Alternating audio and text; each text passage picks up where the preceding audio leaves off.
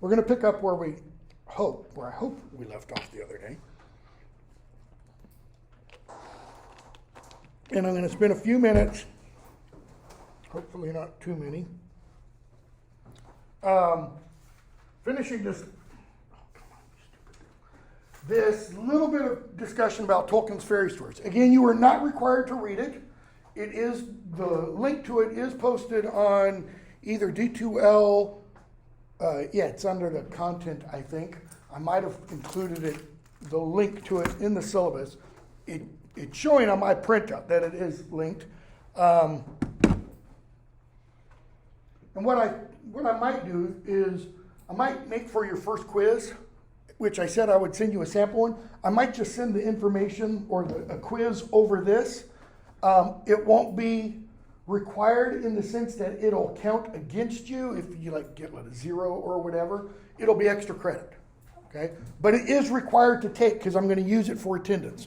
I've got to report attendance a week from Saturday. So we'll have at least a couple of quizzes so that I have something, to send to the bean counters higher up. So we talked about these first three things Tuesday. Right? I did do that, correct? Okay, just making sure because I'm getting all my classes mixed up. So we need to discuss this last one. And like I said, try to do it fairly quickly. Hold on 1 second. So, consolation. Tolkien says in that essay that fairy stories differ from essentially every other kind of story. And one of the reasons they differ is because of this. This is the real point, he essentially says, of fairy stories. For example, he discusses fairy stories in relation to, or in comparison to, tragic literature, tragedy. Shakespeare's Romeo and Juliet, or Julius Caesar, or King Lear, or Hamlet, or the great Greek tragedies and such. And he says the highest form of drama, plays, is tragedy. Well, he essentially says fairy story, its highest point, when it's done really, really well, it has to include this. Okay? So what's he mean by consolation? In the essay, he says, or the proverbial happy ending. But he doesn't mean, like in the Disney-fied versions of Snow White, Cinderella, Sleeping Beauty, etc., where they get married, they go off to their, nice little ethereal castle and live happily ever after. It's not necessarily a happy ever after, but it is, he says, a happy ending. Okay? So what's he getting at? He says we need a word to describe something that happens in the course of a fairy story that kind of leads to this proverbial happy ending. Okay? And he says, I don't have the word, so I'm going to make one up. We don't have a word that describes this. Okay? And that's where he's talking about, tragedy is the highest form of drama. So he says, fairy story, really to be good fairy story, to really work, to be true fairy story, has to have this, the Catastrophe. Okay? EU means good or beautiful.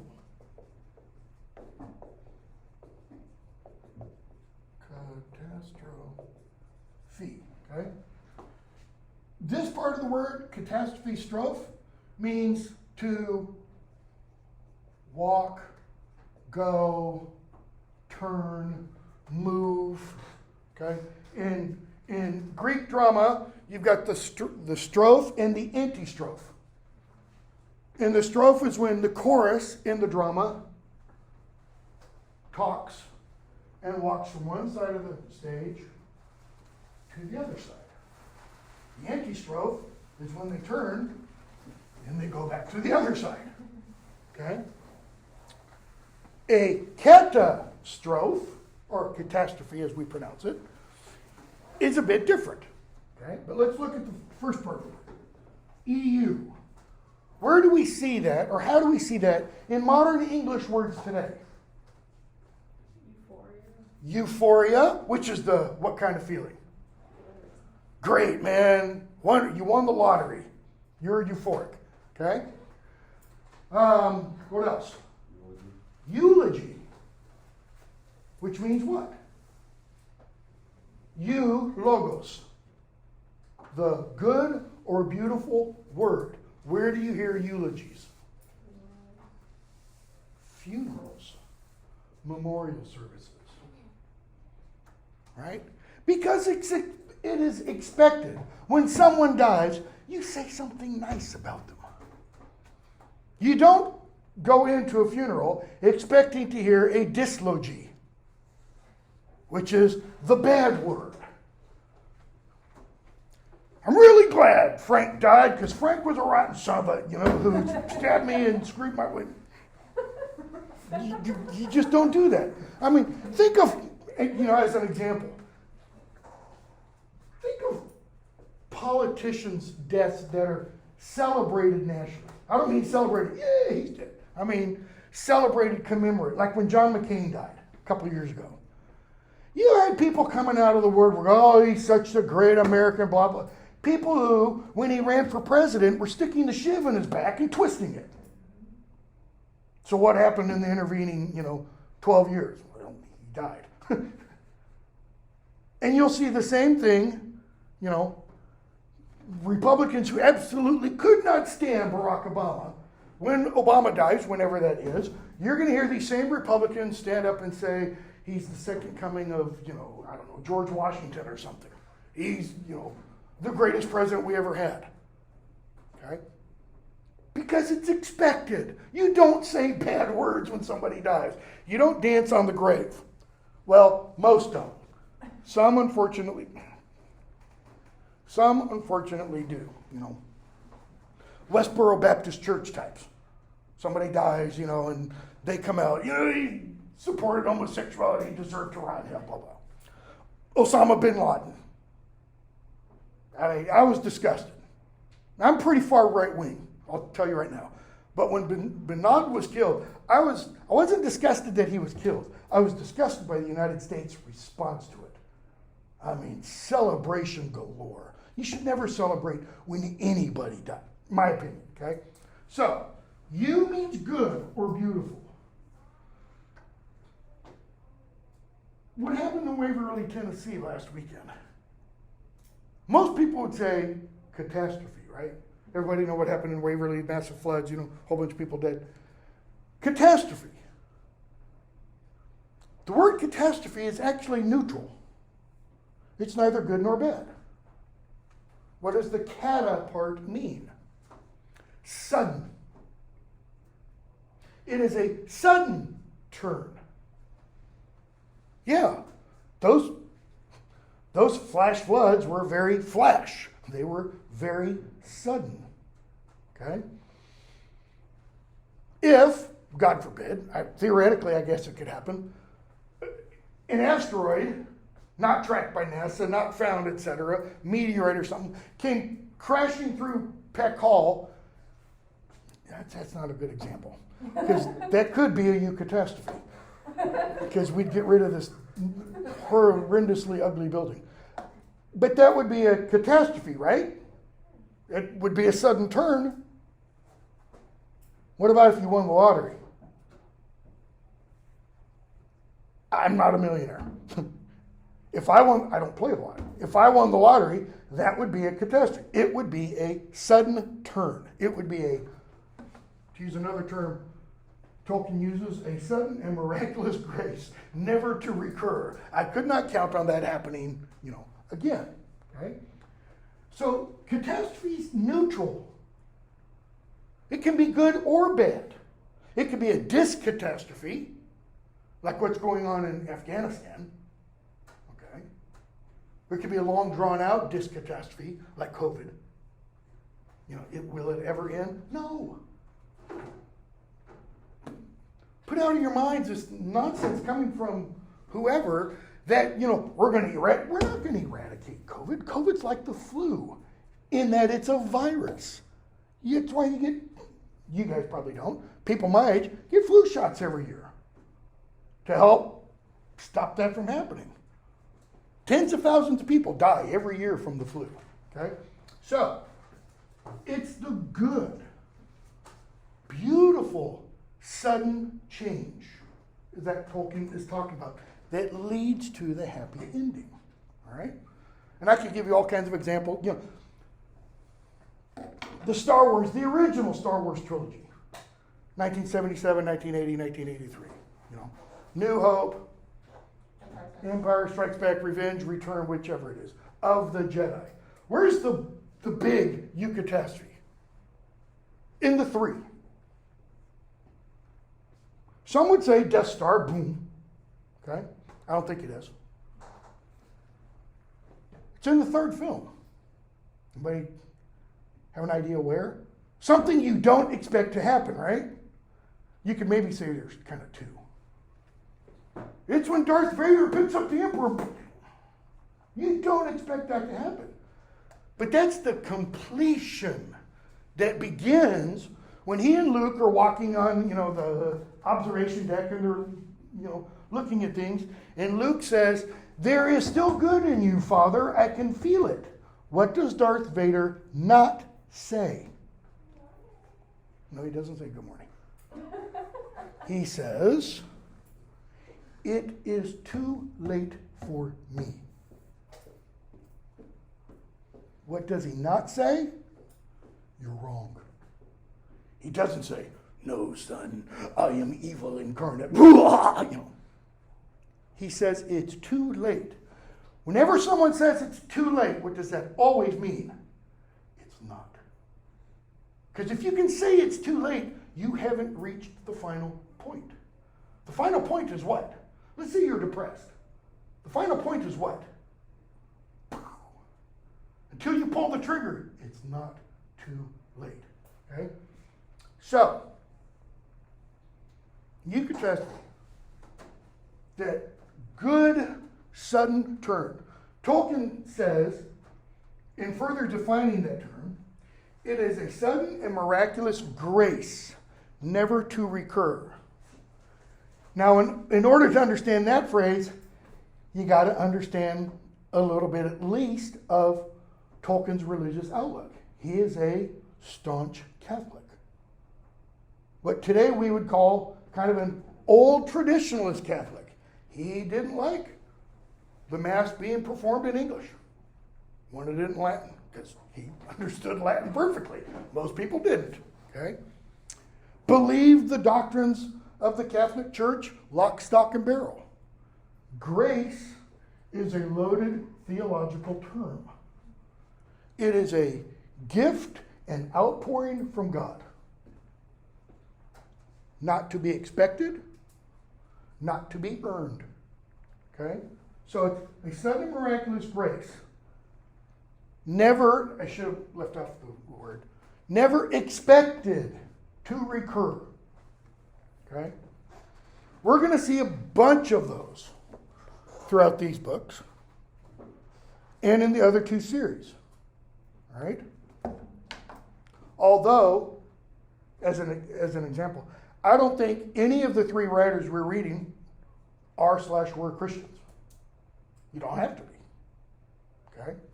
So, he goes on and says, it reveals or it leads to a joy beyond the confines of this world. Or it opens one's eyes to. Remember when I was talking about recovery? Seeing what we are meant to see or seeing how we are meant to see. That's kind of what this is partially getting at. Seeing there's more going on than just what we see with our eyes. All right? And then he launched into his epilogue, which I won't spend much time about. In fact, I'll spend very, very little time about. Where he says, all fairy stories ultimately have real, true, deep meaning because they're connected to the ultimate fairy story, the incarnation, Christ's birth. He says, man, that is the greatest fairy story you could ever want. It's that discussion, by the way, his idea about that led him in a long conversation with C.S. Lewis, that led C.S. Lewis from his atheism, ultimately, to his Christianity, to become one of the major Christian apologists of the 20th century. Because Tolkien got Lewis to think, or believe, whichever way you want to put it, Christianity is true myth. It's a mythic story. Big difference between it, Adonis, is it's true. It really happened. And Lewis just, he loved that because he loved myth. So, Tolkien says these 4 things, these are what fairy stories offer us, adults, not children. Why? Because as we said the other day, they don't need fantasy. They live in fantasy land. Little imaginary friends, the whole 9 yards. They don't need, most, qualify this now, most don't need to escape. I've seen 5-year-olds, little babies being handed over the razor wire in Afghanistan. They need both metaphorical escape and literal escape, right? Their lives are forever going to be changed by that. Kids whose parents died in 9/11, they need both kinds of escape. Recovery, okay?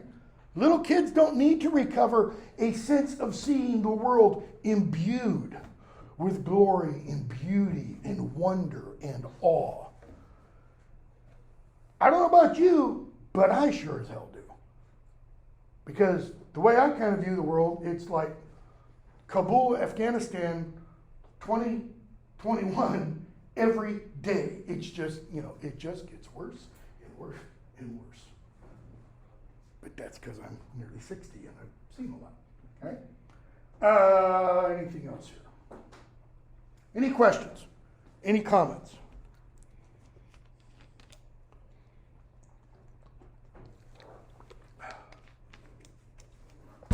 Okay. Let me erase this then. I don't know that I'll put anything else on the board. Should I have left that from my previous next class? No.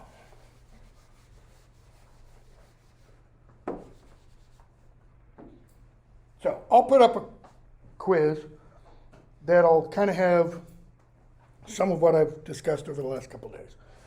Okay, so Lloyd Alexander. Have any of you, I think I asked this the other day, read any of these before?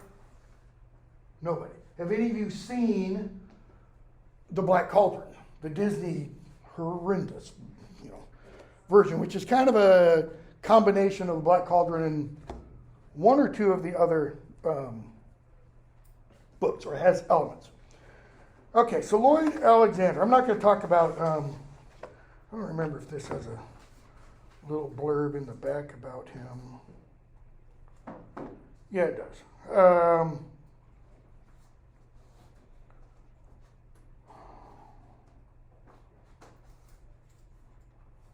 But I won't say anything about it. Open your books, assuming you brought them, and bring them from now on, please, to the author's note.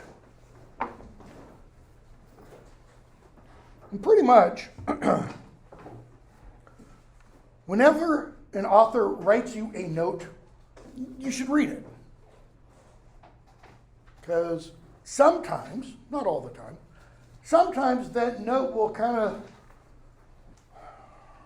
provide a little roadmap, maybe, how to read what it is you're reading. Okay? One of the reasons I do the Tolkien on fairy stories, and in other versions of this class, I've required students to read it, and we've spent more than the amount of time we spent discussing it. Or when I do my Tolkien rolling course, I don't all the time now, because time seems to be getting more compressed. I've required students to read it because it's a really good key to understanding how and why Tolkien writes the way he does. You can almost put everything from on fairy stories here and The Hobbit over here and go, Okay, and same thing with the Lord of the Rings, okay? So he tells us this series, this chronicle, it's called the Chronicle of Prydain, is not a retelling or retranslation of Welsh mythology.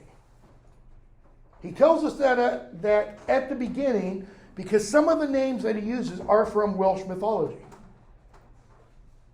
And a lot of the imagery is straight out of Welsh mythology. He says Prydain is not Wales, not entirely at least.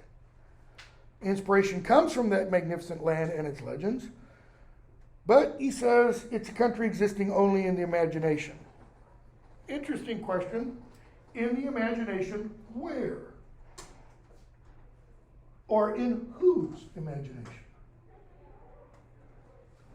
Well, it starts in his, but it ends up in ours.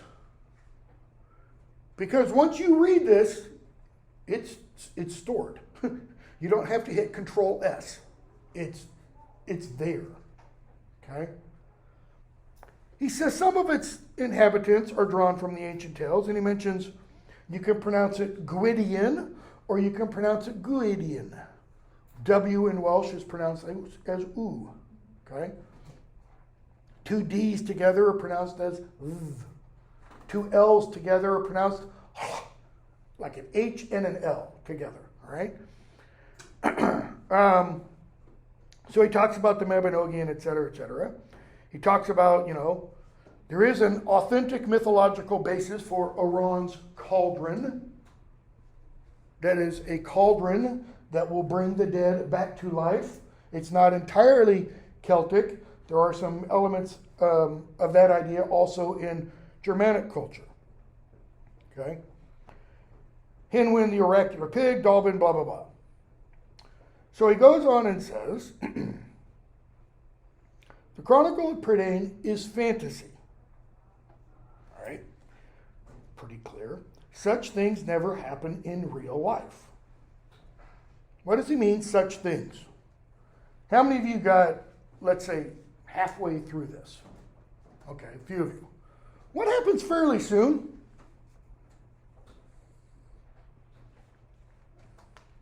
When Taryn leaves?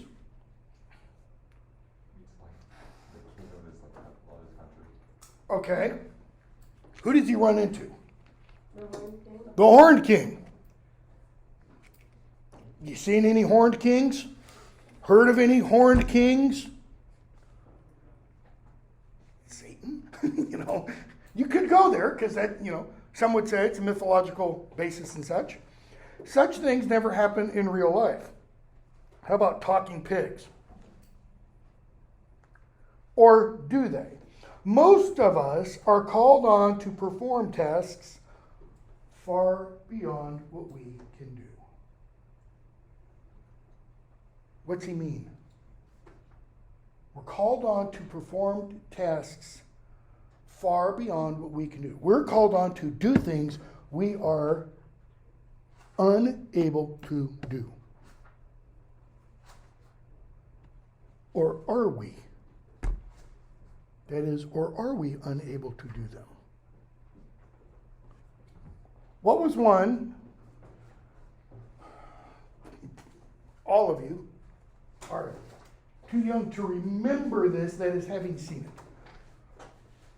One of the most powerful images from 9/11/2001 is not everybody running like hell away from the two towers. It's the firemen and the police going towards the two towers. Because what do those two towers kind of at that point represent? Death. I mean, when you're up 80 some floors and you see half of a building blown out and there's just smoke and fire pouring out and there's frantic phone calls being made and being broadcast live on TV, okay? And there's nothing but death and destruction up there, and especially for everybody above the 85th floor, because there's no way to get back down, okay? And then you've got cops and firemen running towards that. That's the kind of performing far beyond what you're expected to be able to do. Okay? Or, a little bit later, when U.S. Special Forces went into Afghanistan. One of the most amazing images is of these Special Forces guys on horseback with the Northern Alliance. It's like out of a 1930s cowboy movie. I mean, they're dressed in their gear and they're just, going full bore. Our capabilities seldom match our aspirations. How many of you have wanted to do something that you've been unable to do? Maybe because of just physical limitations. I used to run marathons. Ran 2 country music marathons, ran 4 half marathons locally. Wanted to qualify for Boston, came within 4.5 minutes of qualifying for Boston, and then started having knee surgeries the next year. Probably start having knee replacements next year, okay? But I got, so close. In that one marathon, I would have qualified, but I stopped training about 8 weeks before. I mean, totally. Just stopped running entirely, all right?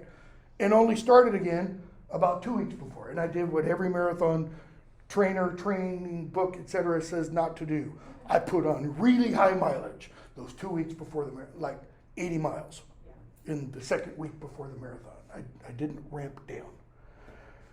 Okay? So he says our capabilities seldom match our aspirations. That's partially what Tolkien was talking about in that section on escape. I asked, how many of you have dreamt about flying? And I think almost everybody, oh yeah. I open the window and say, show me. And I get arrested for incitement to suicide or something, because you're not going to fly if you jump out that window. And we are often woefully unprepared. Okay, now what kind of aspirations, though, is he talking about here? Because it's in relation to Terran, the pig boy, the assistant pig keeper. What are his aspirations? What's he want to be? Louder. A war hero? A war hero. He wants to be a hero. He wants to be a warrior. He wants to be like Prince Gwydion. And so what does he think being a war hero and a warrior and a hero, what does that entail for him?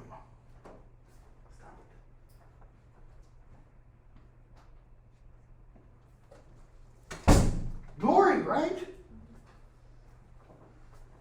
Who doesn't want the glory that comes with being a hero? And so what happens when he actually meets Gwydion? He's disappointed. Yeah, because you don't look like a hero.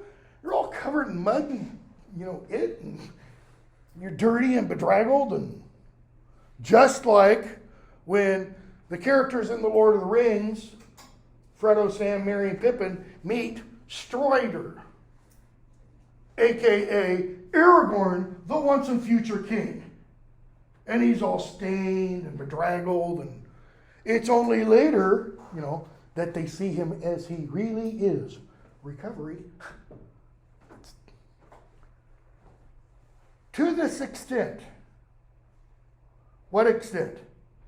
That we're called on to perform tasks far beyond what we can do, that our capabilities seldom match our aspirations, and we are often woefully unprepared. To this extent, we are all assistant pig keepers. And I had a couple of years ago, I had this gentleman in my class. He's an older guy, about my age, maybe a little bit younger. He'd been around the block a few times. Served as a roadie for some band, I don't remember where or who. Served in the military, rode with the Hells Angels. I mean, been around the block a few times. And he was just blown away by this book. So that he started ending his emails. Something like, just another assistant pig keeper. Okay, because it kind of opened his eyes to a deeper, reality almost. So, Terran wanted to make a sword. Call, charged with the practical side of his education, decided on horseshoes. Why are horseshoes more practical than swords? Louder. Use them more often. Where do they live? We don't know yet, but we learned within a page or two. Caradalbin, which is what? It's a farm. How much use of swords do you have on a farm? What about horseshoes, where you have horses? Okay? That's why it's the more practical side of his education. And Taryn's like, why must it be horseshoes? As if we had any horses. Well, what is Taryn telling us? As if we had means what? We don't have any horses. So why is this more practical? This is good thinking on his part, right? I mean, this is logical thinking. We don't have any horses. Why am I making horseshoes? What could Call's response be? We're not at war with anybody. Why make swords?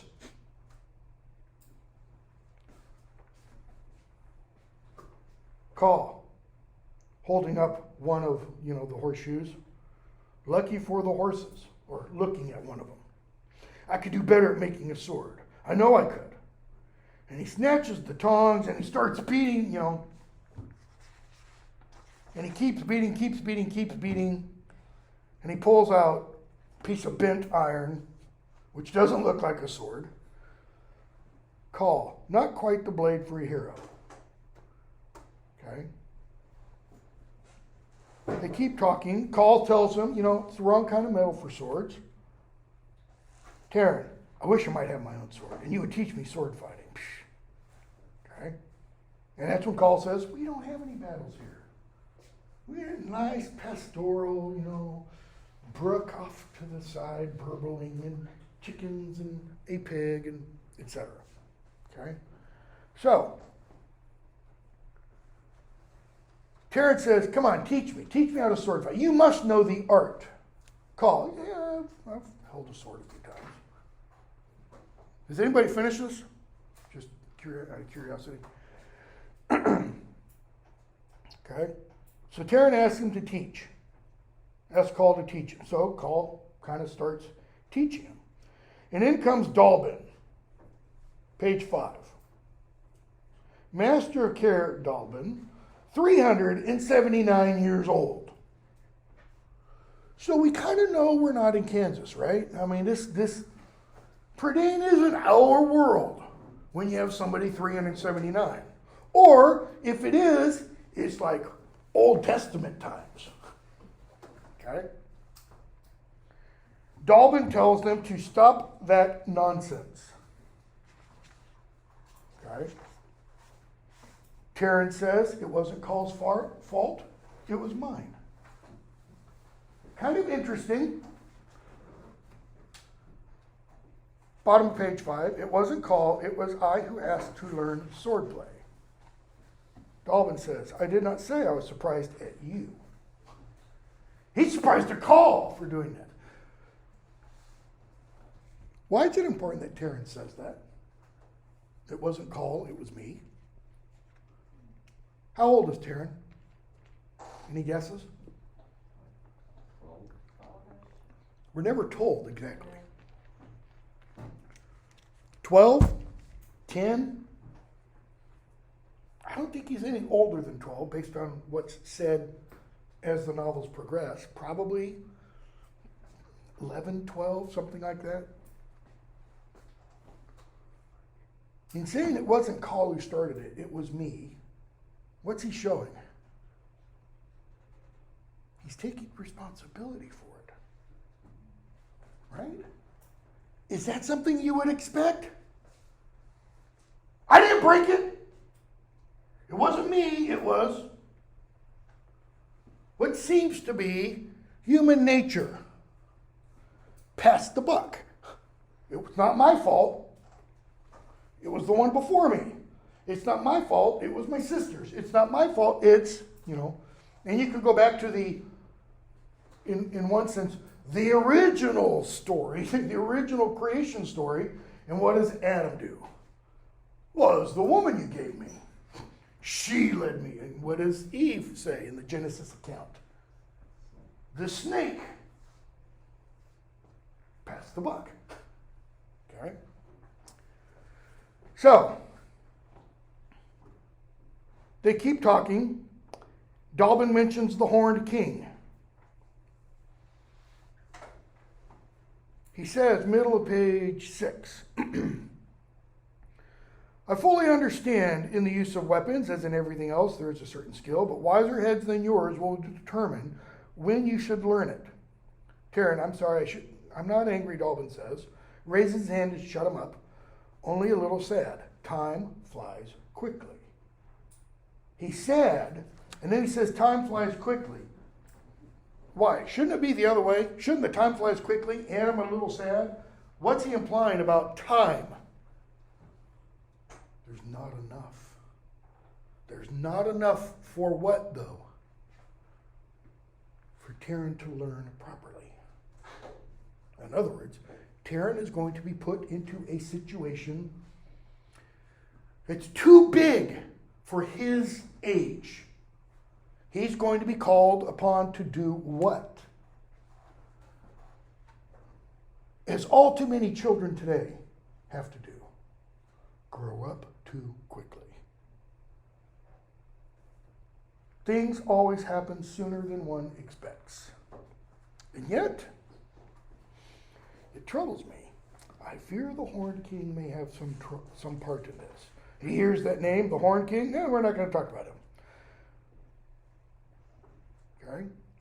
So he goes on and talks about the kinds of things that Taryn has probably already forgotten from their non-practical lessons. In other words, their book lessons. Okay? And Dalbin says, as I've explained to you before, and you have likely forgotten, Prydain is a land of many cantrefs, or small kingdoms, many kings, and of course their war leaders who command the warriors. Taryn, but there is the high king above them all, Math, son of Methonoe. His war leader is the mightiest here in Prydain. You told me of him, Prince Guidian. Yes. And he's kind of going, more. There are other things you don't know, Dalbin says, for the obvious reason I haven't told you.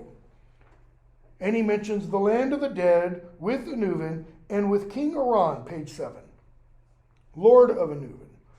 Know this, Anuvin is more than a land of death. It is a treasure house, not only of gold and jewels, but of all things of advantage to men. Now, most people would say, gold and jewels, that could be of great advantage to men, right?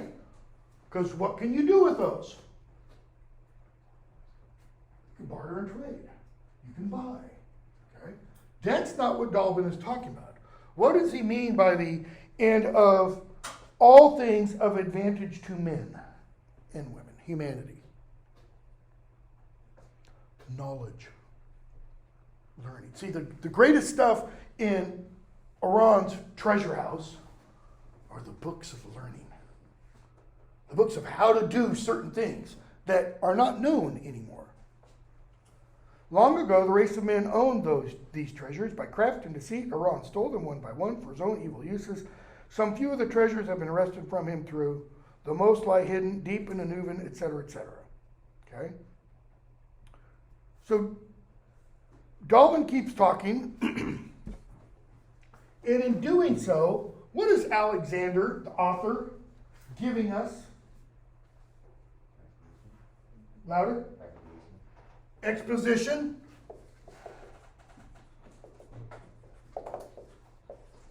Or background. He's telling us what we need to know in order to kind of get the big picture without just coming out and saying, okay, in order to follow my story, you need to know this history. All right? So, they continue talking. Talks about how the Prince of Dawn, the people come from the summer country, etc., which is not unique to him. It's part of the Arthurian myth. It's part of the Welsh myth. Okay? Taliesin, who gets mentioned in these books, is the greatest of the Welsh bards. Real person, historically real. Okay. The summer country, it's kind of like Twilight Zone-ish. You know, if you can find it, it's a great place to go and such. So, Taryn asks who the Horn King is, page 8. And Dalvin says, no one knows his name, middle of the page. He wears an antlered mask. For this reason, he's called the Horn King. His purposes, I don't know. I suspect the hand of Iran. That is, I think he's in cahoots with Iran. I don't know for sure. And he finishes his little talk there, saying, you're not to leave Caer Dallben under any circumstances. Not even past the orchard, certainly not into the forest, not for the time being. Because of how he puts it, that's obviously a new restriction. Obviously, before this time, he could leave. Taryn, for the time being. I think it will always be for the time being. And it will be vegetables and horseshoes all my life. Does that sound like somebody I've referred to earlier today? I'm seeing a couple of heads do this. Who? Luke Skywalker, the first Star Wars, when he says, I want to move up my entrance into the academy, and Uncle Owen says, I can't have you go, no, Luke, I've got it. And it looks like, it's always going to be like this. You're always going to need more. It's unfair. You know, just smack him and send him to work. Okay? Dalvin. There are worse things. Okay, notice, Taryn says, it will always be for the time being, and it will be vegetables and horseshoes all my life. What's he mean? There's no glory in picking a turnip out of the ground.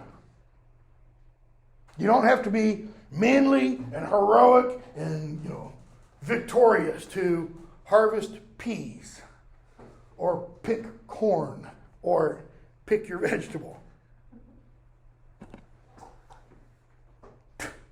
Dalvin, there are worse things. Do you set yourself to be a glorious hero? Do you believe it is all flashing swords and galloping about on heroes? See, I think Peter Jackson should have read this. Because when he wrote screenplay for the film version of Lord of the Rings, that's what he thinks is heroic. Flashing swords and riding about on horses. He completely misses Tolkien's larger point. As for being glorious, ... The ... means Dalvin pauses and Taryn interrupts. What of Prince Gwydion? He writes about it. He doesn't say this, but it's implied. He writes about it on horses. He waves swords. Yes, I wish I might be like him. Dalvin, that's entirely out of the question. Come on. You'll never be like Prince Gwydion. But why? If I had the chance, in some cases, we learn more by looking for the answer to a question and not finding it than we do from learning the answer itself. What? Sounds like Yoda, almost. Just, rearrange the words a little bit. In some cases, we learn more by looking for the answer to a question and not finding it than we do from finding the answer itself. What does he mean? How do you learn more from the search than from the successful conclusion to the search?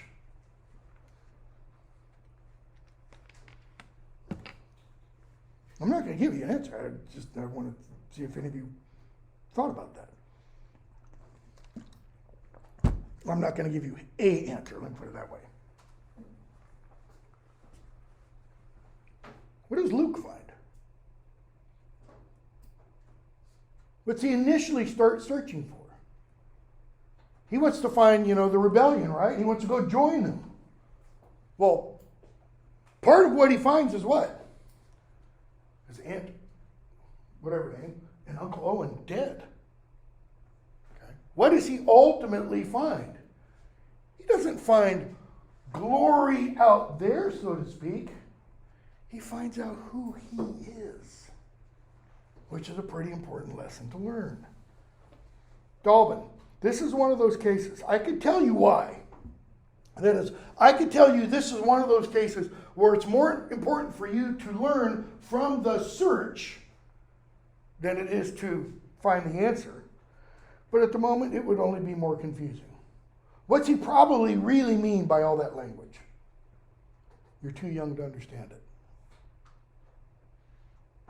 You're too young to understand it. If you grow up with any kind of sense, notice that's implying the maturation process, so you're too young now, which you sometimes make me doubt. Kind of a little slam there. You're not too bright, Taryn. Come on. You will very likely reach your own conclusions. What's Dalbin saying? It's not for me to tell you the answer. Because what does the answer involve for Taryn? What's he really looking for in wanting to be a hero? Identity. Yeah. Yeah. He wants to know his place in the world. Well, doesn't that question really begin in individuals around the ages of 11, 12, 13, where you're starting to kind of separate from parents and you're being pulled by friends over here and you don't really know who/what you are and such? Okay? And then Dalbin goes on and says, and those will probably be wrong. That is, the conclusions you derive will probably be wrong. But they will be yours. Since they will be yours, you will feel a little more satisfied with them.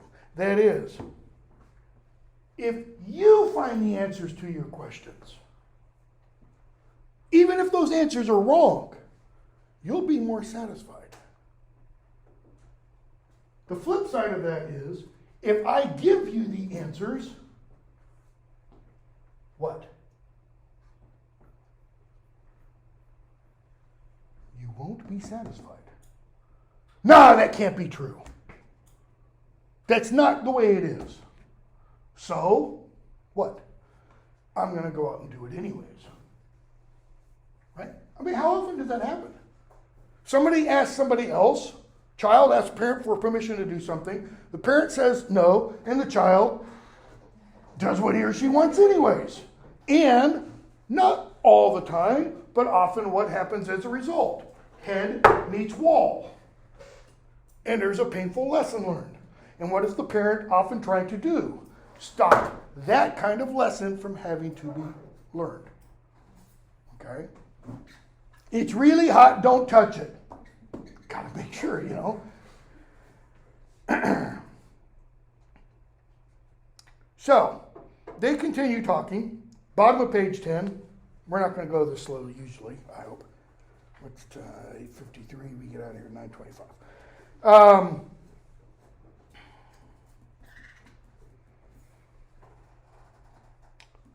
So, because Taryn wants to be something other than just Taryn, Call says, bottom of page 10, in response to, I'm not anything, even at Caer Dalbin. Taryn says, I'm nothing. I'm a nobody. Oh, so that's your problem, Taryn? You want to be somebody? Okay. If that's all that troubles you, I shall make you something. From this moment, you are Taryn, assistant pig keeper. Ooh, you know. You shall help me take care of Henwin. See her trough is full, carry her water, give her a good scrubbing every other day. Taryn, that's what I do already. All the better. For it makes things that much easier. In other words, yeah, but now you have a title that goes with doing what you already do. If you want to be something, with a name attached to it. I can't think of anything closer to hand. Taryn wants to be what? A warrior, a hero. How do you go from being nothing at Cara Dalton, his words, to a warrior or a hero?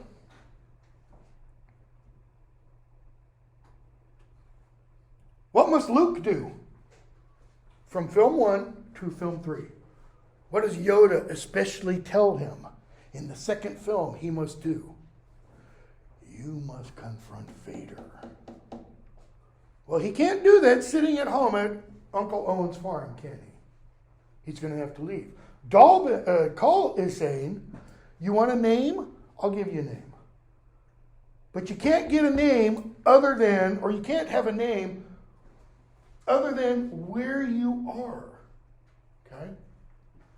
So you're Taryn, assistant pig keeper. Yeah, I know that's what you've been doing, but now we're going to give a title to it. And part of what he's getting at is, you've been given the name, earn the name. How's he going to earn the name?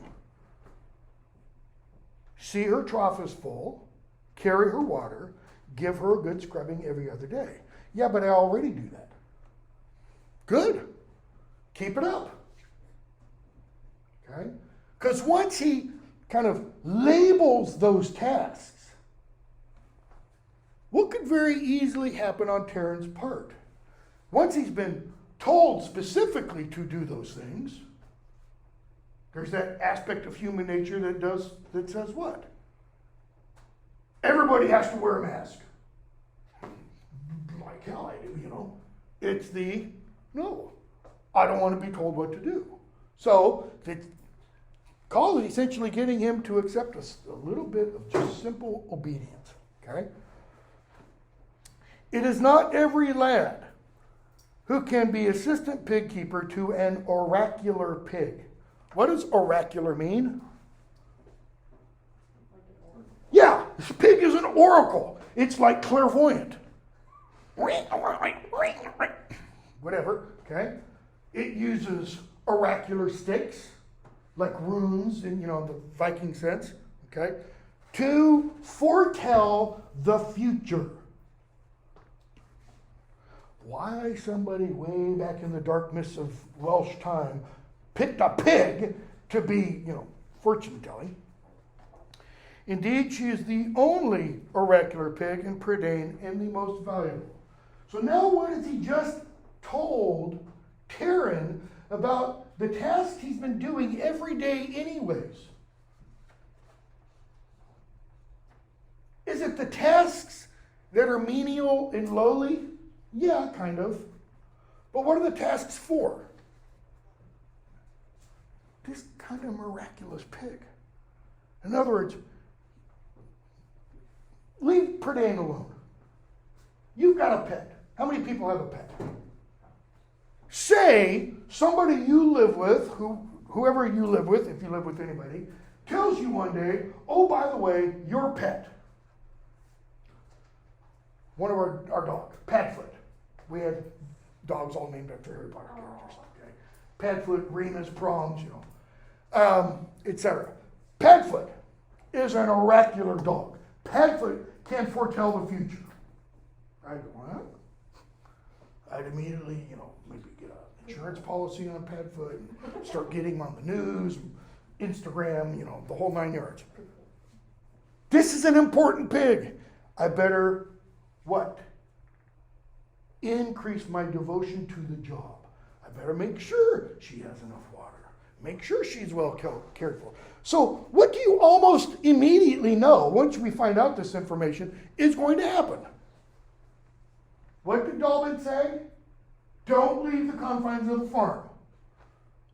Call tells him, Henwin is an oracular pig. She's the only one like this. She's the most valuable pig in all of Prydain. 1 + 1 = pig escapes. Okay, plot device. Okay. Taryn, she's valuable to Dalton. She never tells me anything. Oh, shut up. Whiny little. Did you think she would? With Henwin, you must know how to ask. In other words, if you knew how to ask the right question, she might tell you. Okay? Taryn talks about the bees are swarming. Call says it's not the right time for that. What did Dalbin say? Something funny's going on. Call says here, it's another sign something's wrong. Something's going on. Okay? So, chapter 2. Well, end of chapter 1. Henwin escapes. She goes under the fence, and what does Taryn do? She's the most valuable pig in all Prydain. Juxtaposed with, don't leave the farm. What could he do rather than go after her? What would 99% of people say he should do?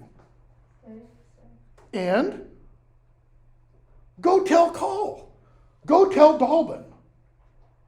Dalbin, we've been told, is an enchanter.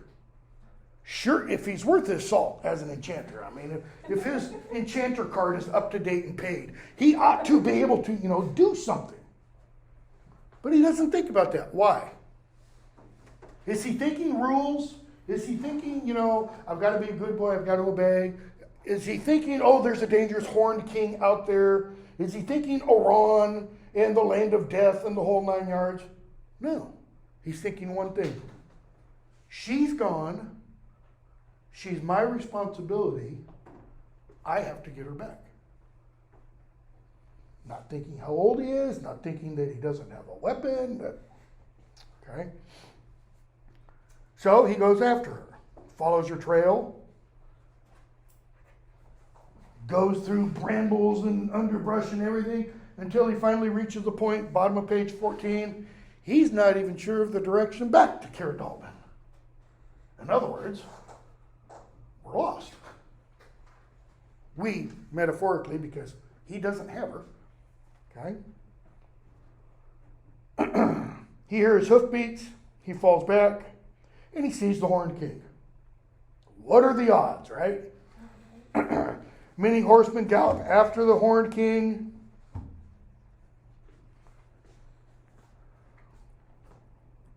Page 16. Taryn's rescued by Gwydion, who offers him drink. And we're told, middle of the page. The stranger had the shaggy, gray-streaked hair of a wolf. His eyes were deep-set, flecked with green. Let's see today. Okay. Lost my place. Sun and wind had leathered his broad face, burnt it dark, and grained it with fine lines. His cloak was coarse, travel-stained, a wide belt with an intricately wrought buckle circled his waist. In other words, what does he look like? Or if you want, pick an actor. Tell me who he looks like. If you were to cast this live action film, or what we used to just call a movie, who would you cast? Nicolas Cage. Ooh, wow. That's one I never would have thought of. I like it though. I like it. Especially when the voice. Yeah, that would work. Okay, who else? Is he young? Is he youngish? I'm nearly 60, so 40s is youngish to me. Okay. Is he 40s?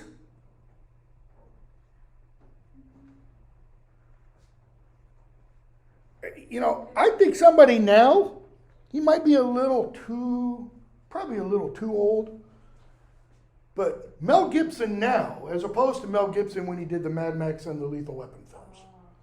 His face is a lot more lined. He's got the graying hair, okay? Problem is he's a little too pretty, even still. I just had another character and I can't remember who it is. Okay? So what does he not look like? A prince. Louder? A prince. A prince. Drink, says the stranger. You look as though I were going to poison you. It is not thus that Gwydion, son of Dawn, deals with the wounded. Who talks like that? It is not thus that Gwydion, son of Dawn, kind of what he's doing. He's speaking of himself in third person. Taryn, Gwydion, you're not Gwydion. I know prepositions are very important in the English language in the 21st century. I know of him. He is a great war leader, a hero. He is not. And then he sees the big long sword. The golden pommel. That's what is at the end of the hilt. Was smooth and rounded. Its color deliberately muted. Ash leaves of pale gold entwined at the hilt, and a pattern of leaves covered the scabbard. It was truly the weapon of a prince. Taryn drops to his knee and bows his head. You are not Gwydion, notice he says. I know of him. He is a great war leader, a hero. He is not what? He is not a bedraggled, old, weather-beaten you. I did not intend insolence. Terence still stared in disbelief at the simple attire and the worn, lined face. See, that's telling us Gwydion looks old. Of course, when you spend all your time out in the wild, not at, the Hyatt Regency or whatever, from all Dalbin had told him of this glorious hero, comma, from all he had pictured to himself. Notice, there's a difference between what Dalbin had told him and what he had pictured to himself. Where does he get the picture that he creates for himself? It's based on what Dalbin said. But Dalbin never said how Gwydion looked. Dalbin talked about what? His exploits. His victories. Taryn filled in the blanks and created the image. What kind of image was it? I don't mean, give me a picture of it, but how does it kind of function in his mind?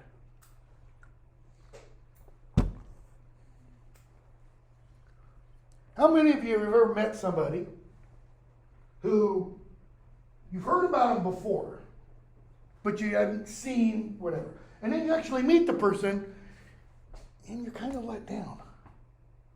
That's how he is. Because the image he created was what? It's a false image. It's a glorified image.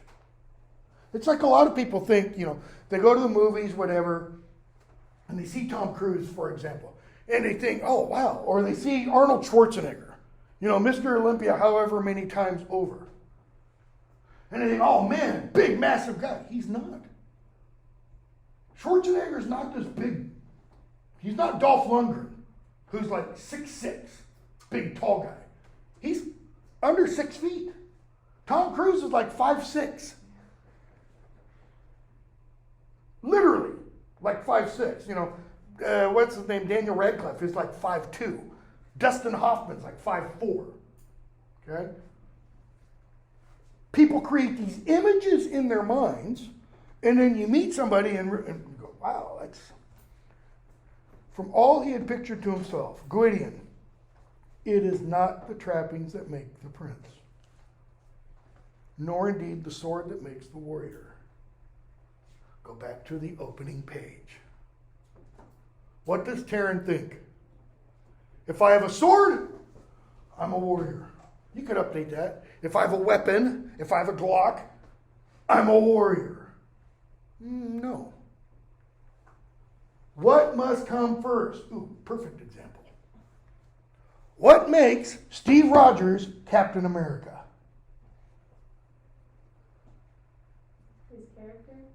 Keep going. What phrase does he often say when he keeps getting beat up? I can do this all day. What does that mean? That he's a glutton for punishment? He's stupid?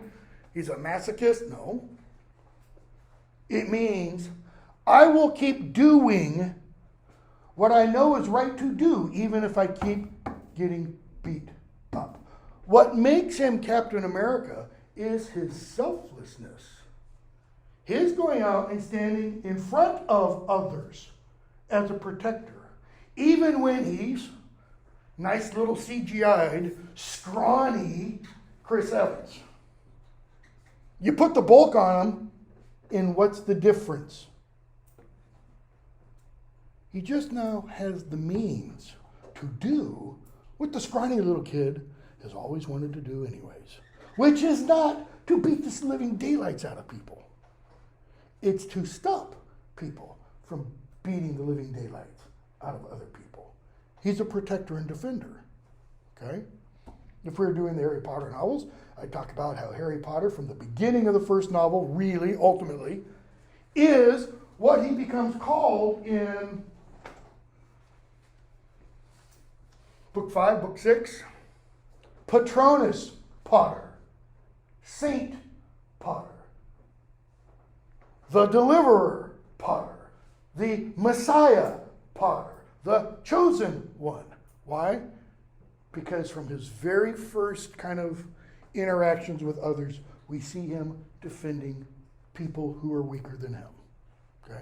Whether it's Ron or Neville or pick your person. So, Gwydion, it's not the trappings that make, it's not what you wear. What does Taryn think about call? What is call for Taryn?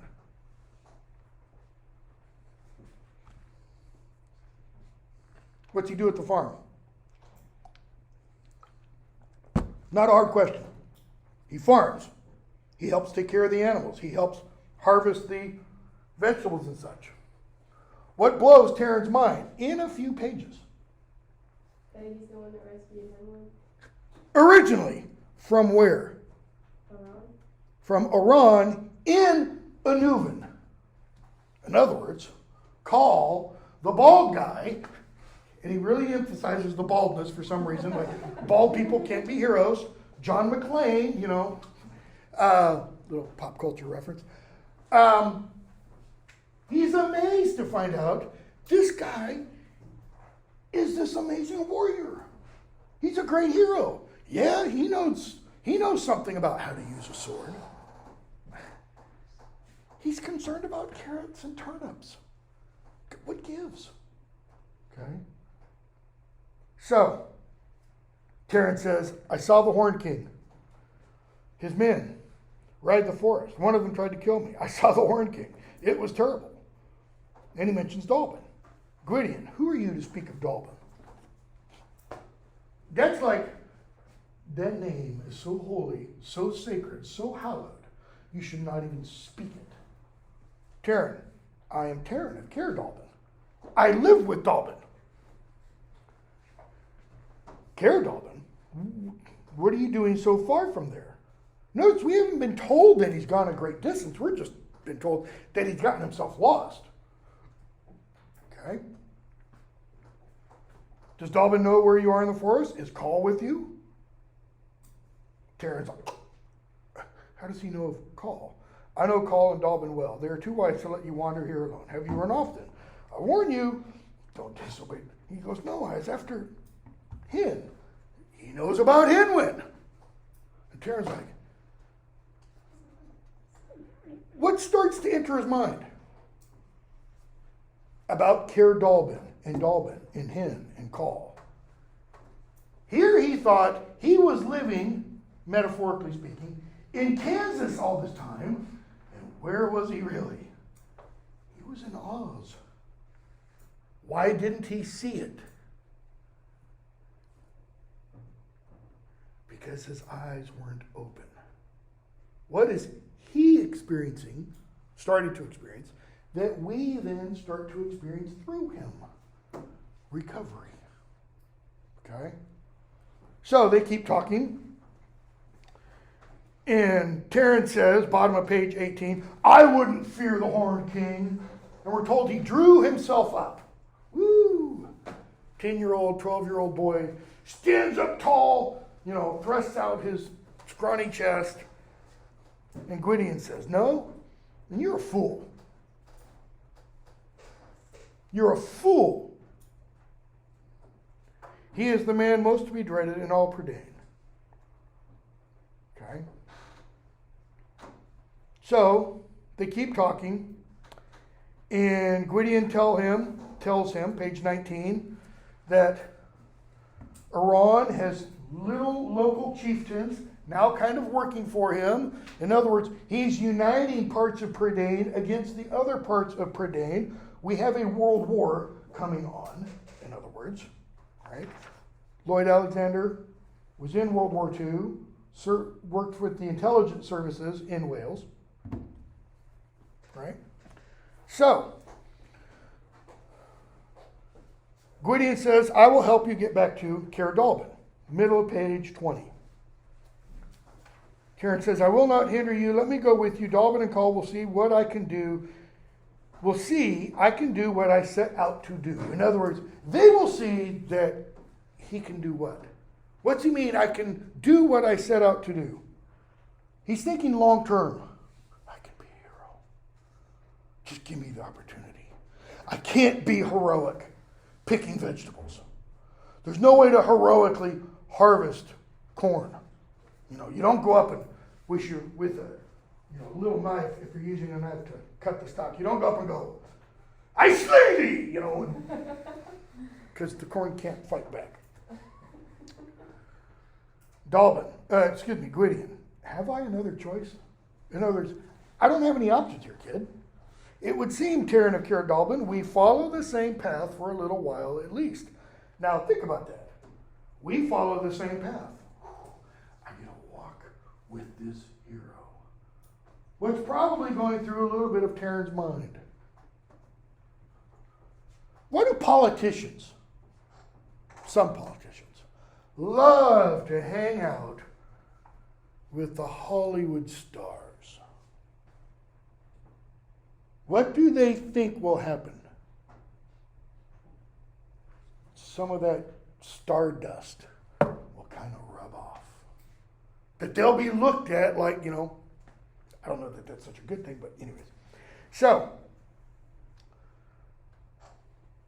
they camp, bottom of page 20. It had never occurred to him, this is Taran thinking, it had never occurred to him until now, that a hero would sleep on the ground.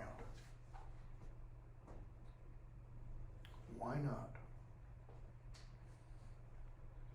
What was or is a hero, Gwydion, for example, really in Taran's mind or imagination?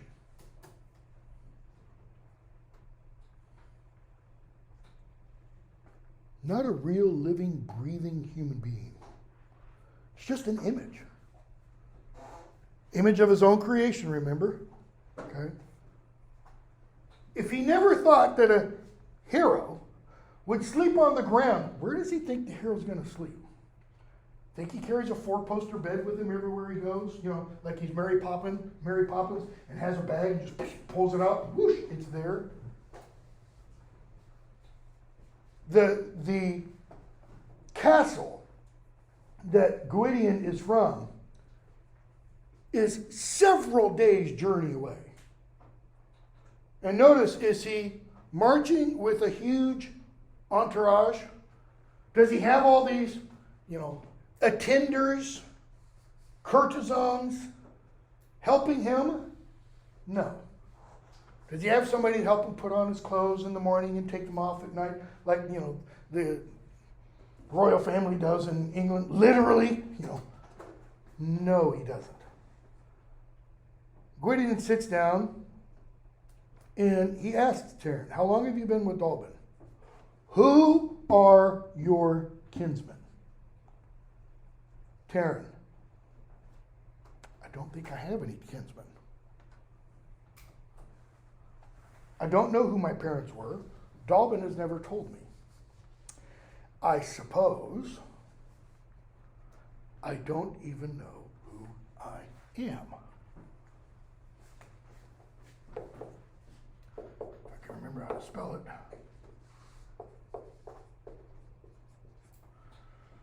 Bildungsroman. Roman means novel, and this means essentially C-A-R-A-C-H-T-E-R, character building or development. Okay? That's the kind of novel this is. It's a Bildungsroman.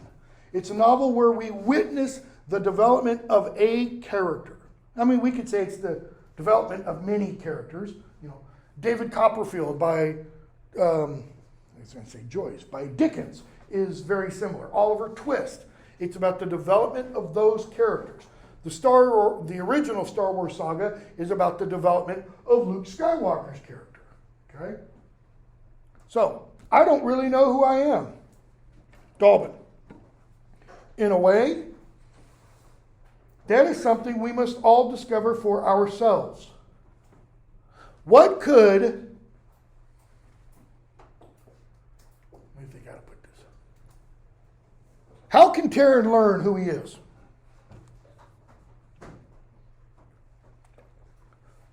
Would it be enough if Dalbin had answered his questions? Who are my parents? No, it wouldn't. What's he have to do? He has to do the search. Go back to what Dalbin said about finding the answers. The search sometimes produces answers that are better than the solution to the search. Okay? Would it matter, in a sense, if he knows the actual names? No. Because that still doesn't do what? Doesn't tell him who he is. Tells him who his parents were. But we're not our parents, right? How many of you want to be just like your mother or father? You know. I sure hope not. Both of mine died of Alzheimer's, so. Our meeting was fortunate, he goes on. Thanks to you, I know a little more than I did. You have spared me a wasted journey to Dalbin. Makes me wonder, is there a destiny laid on me? We've only got like 3 minutes. Is there a destiny laid on me that an assistant pig keeper should help on my quest? Okay, now you got to imagine, Taryn's ears are probably burning at this point. I get to assist Lord Gwydion, Prince Gwydion. He hesitated. He pauses. So he asks that question. Is there a destiny laid on me that an assistant pig keeper should help me in my quest? Or perhaps is it the other way around? Is it destiny that I should help an assistant pig keeper on his quest? See, if you take those two questions, in the first one, who's the most important one? Gwydion, my quest. In the second one, the assistant pig keeper is the most important one, and the prince is the aide. Taryn, what do you mean? Straight over his head. Gwydion, not sure. Makes no difference. Okay? So, chapter 23 is where we will pick up on Tuesday. And we're not behind yet because we have Tuesday on the syllabus to finish this and start Black Cauldron. We might, well, we won't start Black Cauldron. We'll finish this. Believe it or not, we'll go through things pretty quickly.